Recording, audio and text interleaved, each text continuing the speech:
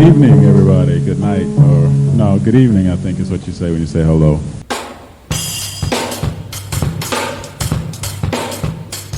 Talking Dirty with Maestro. Not just numbers, Not just stats. it's about what they mean. I'm going to send to you the information. Talking Dirty. What up, babe? Welcome to Talk Dirty with your boy. Me. Yeah, you know what's up. Okay, I won't laugh, I promise. Okay, all right, my bad. I broke it. I tried. Talk about a run I just saw in Bristol. There were a lot of things in this run that became coaching moments across the table. And with this particular run, I want to focus on three players in particular: Armando Becot, David Gaye, and Kendarius Rumph, because they make the effort to play as bigs. And I really like that. You guys know Maestro loves his bigs, right?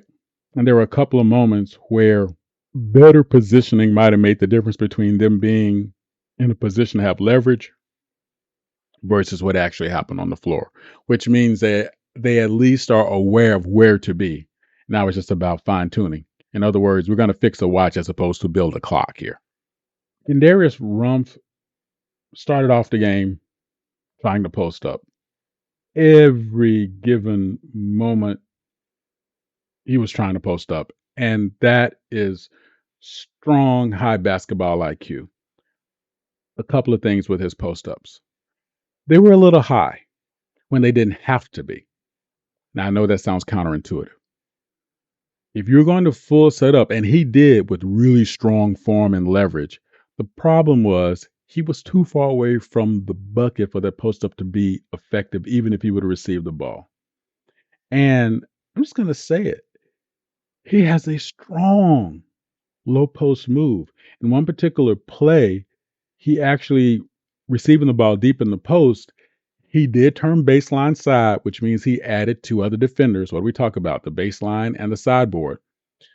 But his move was so strong because he had the size on the gentleman who was guarding him. I believe it was Platt. I'm not sure because it was blocked out from the turn. He had the size, so he used it to his advantage. It turned into a bucket. If I were his coach and he trusted to listen to me, I would say in that same position, if he wants to make a turn into the baseline, his move should have been a back jump move, angling himself back toward midcourt to make that shot a little easier. Though I would ultimately rather see him make a move to his right and go to the middle of the paint, especially knowing that he had the size and the quickness. My goodness, use that stuff, man. That was nice. David Gaye. I would like to see him be more definitive with his moves. He did a lot of great work to get into the paint. He did a lot of great work to get the ball. He did a lot of not good, great work to make himself available. Unfortunately, what happened each time when he received the ball, he either took too long to make his shot, which gave the defense a chance to react to him. And there were a couple of cases where he really had open space and open floor. But unfortunately, he put the ball on the floor. That time, we talked about this, second and a half, that time gives the defense at this level an opportunity to get to you. So a couple of times when he could have and should have had easy buckets, he did not. Now, can he develop that? Absolutely. Why? Because the rest of his game was so strong and so effective that once he just cuts down on his, let's just say, release time to the shot, all those moments are going to turn into easy buckets. Easy buckets, particularly given his length and hand quickness. But definitely like to see that happen with him, because then he becomes an extra force. And oh, by the way, my mans can pass. great eye on the floor. So all those things make him super extra dangerous. And then the last big that made an impression upon me that I think has the highest upside of all, just not just the physicality, but other things too, was Armando Becot. My suggestion here would be for him to learn to move without the ball. And by that, I mean for him, given his physicality, learning to move to the open spot on the floor in the post, which he was trying to do. I'm going to give him this. He was trying to do. And I don't know if this was a case of lack of familiarity with his teammates, them not being familiar with him, a little uncertainty within the move. But he seemed to be always be in a position where he was able to impact a play. So he was always near where the ball would be in the post. I would just like to see him get there faster. Now, maybe that's my selfishness looking at his size and his athleticism, because he definitely has both. And the fact he is one of the few players that I would say this to. Whenever he gets the ball in the post, once he learns to harness the athleticism with his size, power movers will never fail him. When you think of a player like, let's say, Shaq, for instance, you look at the arc of Shaq learning how to make moves. You look at Shaq's game before the loss in the playoff finals to Houston, back when Shaq was with the Magic, and you see how Hakeem utilized his footwork and his smoothness. I mean, just beautiful to neutralize the power of Shaq, right? Look at how it's obvious Shaq went back and he studied that film. And look at the things that Shaq started to incorporate into his game. And then you had this guy who had the power, unstoppable, but also had those nice little in-post finesse moves that just made you go, yeah, yeah, yeah. There's a reason that you can word him with the greatest of all time, because of what he added to his game after he became a pro. And I can see that sort of growth with Becot. Armando has that physicality. He has that natural athleticism. I would just like to see him move faster, move more decisive without the ball to make himself available. But there was one thing that he instinctually had, and that is when he realized he had a mid-range shot, he did take it. I would rather he have taken it as a straight up shot because of his height advantage. He leaned into it when I didn't think he needed to. That's what he felt. I would ask him, what did he see in that shot to make him do that? Because it just looked a little unnatural. He did it a couple of times. That's a shot that I would like to see him take straight up because of his arm length and his ability to extend. I think it would have been more of a productive move and shot for him. So those three bigs really stood out to me. David Gaye, Armando Becot, and Kendarius Rumph. Really cool to see bigs try to be bigs. And with their athleticism, the other parts of the game are going to come easy. Thanks for listening to this half of Talking Dirty with Maestro. Come back and catch me all right.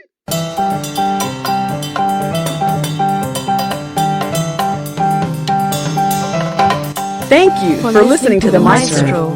Want to get involved? Bring it. Drop in discord.gg/SimWorld Hoops. If you have the brain, join as a coach. If you have the game, join as a player. see the game, Be be the game. Now, back to the Maestro.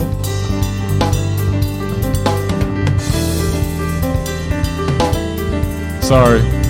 We'll be right back. Okay, we're back. And welcome back to Talking Dirty. Let's talk about what I was alluding to earlier, and that is how to move on the floor. Now, again, what's my caveat, old heads? Always follow what? Your coach's principles first.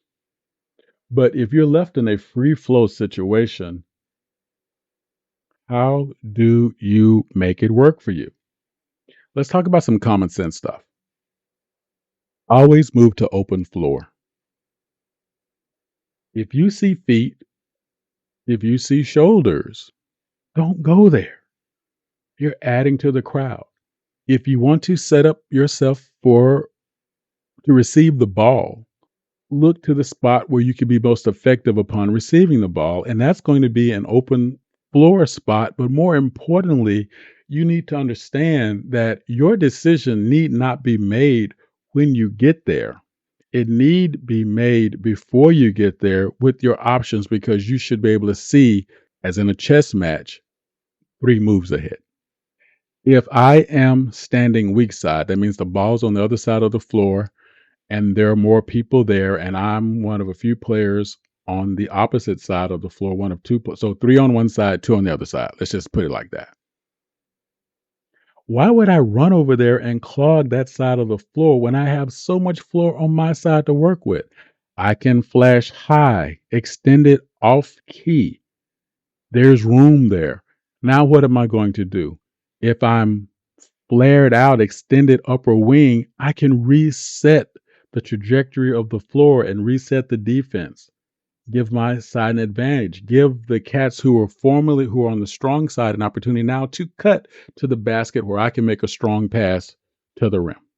If I'm on the strong side of the floor and I see myself being defended and I see another defender guarding one of my teammates that is less than an arm length away, I'm not going to stay there. I'm going to manufacture a pick, run around my man to get to an open spot that I will have spotted out before I started moving. Why? I want my teammate with the ball to see me cutting. If I'm cutting through the paint, hand up, calling for it, I might be open. I don't know that, but my teammate will. He might just pass me open. He might see me start that cut, realize what I'm doing, puts the pass there, knowing that I'm going to meet the ball as it gets there. Boom, boom, pow, choose violence at the rim. Easy 2, move on, baby. And on the other side of it, what am I doing? Not allowing the floor to remain clogged.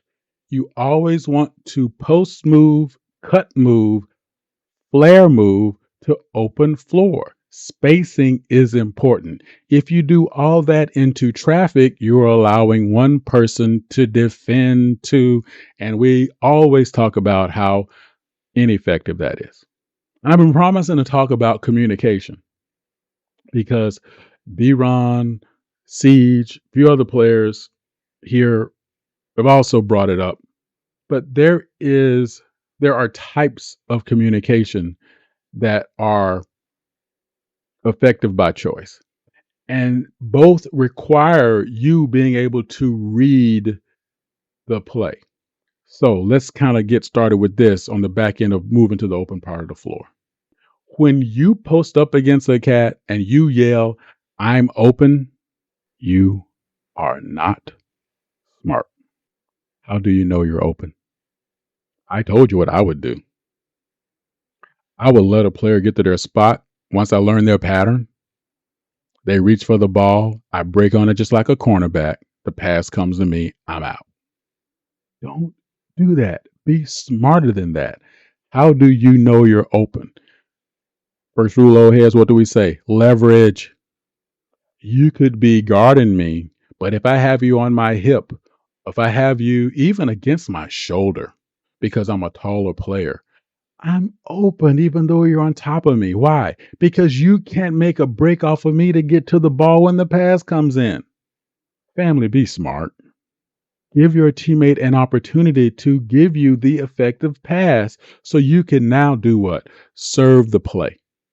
But if I'm going to run in and I'm going to post way too high in the paint and yell, "I'm open," I'm still a perimeter player. Why am I posting up out by the free throw line? Know where you are on the floor. If I know I have an effective move, I flash high, take the ball there. Remember our principles: shorter player, taller player, defending you. If I take it there, knowing that my side of the floor, let's say I flash high, which means my back is to the rim. That means the rim is back to my right. And I'm going to make a spin cut to the open side of the floor to get around my player, hopefully not doing the Karl Malone hook play. Lazy. To then take it up to either choose violence or meet my other player coming across, flashing on the other side, thinking he's coming in for the rebound, and I see he's going to have a better shot than I have, make that pass as everybody's collapsing toward me. You understand what I'm doing here? I'm moving to the open part of the floor to get the defense to react to me so I can now make a better play. And it may or may not include me getting the basket. That is fine. But it always starts with the move to the open spot. And be smart about that move. The season is coming up now. I'm going to do a lot on trends. I'm going to do a lot on how many possessions should turn into how many buckets and those sorts of things, because those are the things that I look for if I'm seeing a team being effective. And I'm getting closer and closer and closer to coming up with a market format for dirty coaches. So you're going to have that as a part of it too. Because I understand as a player and as a coach how few things the coach truly impacts in the flow of the game, because it's about reaction. And I still love that question by Coach Skinny. Ain't it my birthday? Nah, I love you, Coach. About dirty coaches. It is by far right now, if I were to hand out the Maestro Awards for questions, Coach Skinny getting it, man. That's just what's up. Because he's really racked my brain. And I can go nerd on you in a heartbeat. Do stuff to help your team. Look at where the open floor is.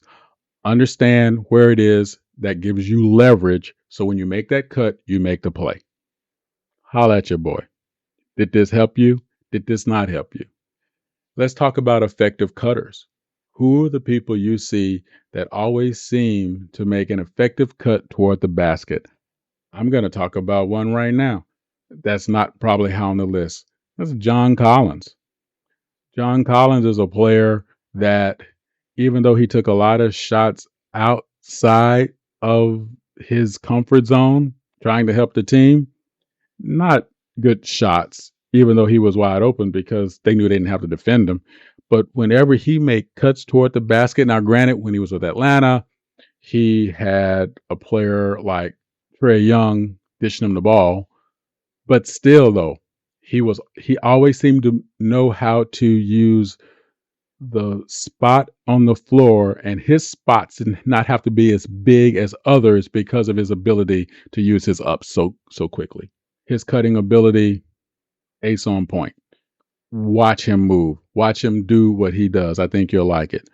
Who are some of your favorite cutters in the game today that you see making effective cuts to the basket that serve their teams? Remember, these cuts do not always have to turn into points.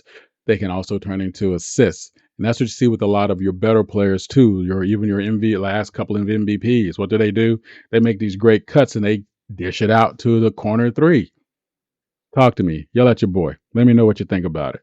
And while you're doing it, will somebody please tell John Wick to stop DMing me about using my car. Like I need to talk to somebody.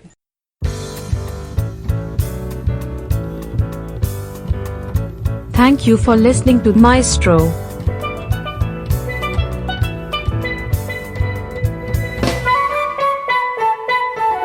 Thank you again for checking out Maestro. Drop a tag below and give us a piece of your mind. See you next time.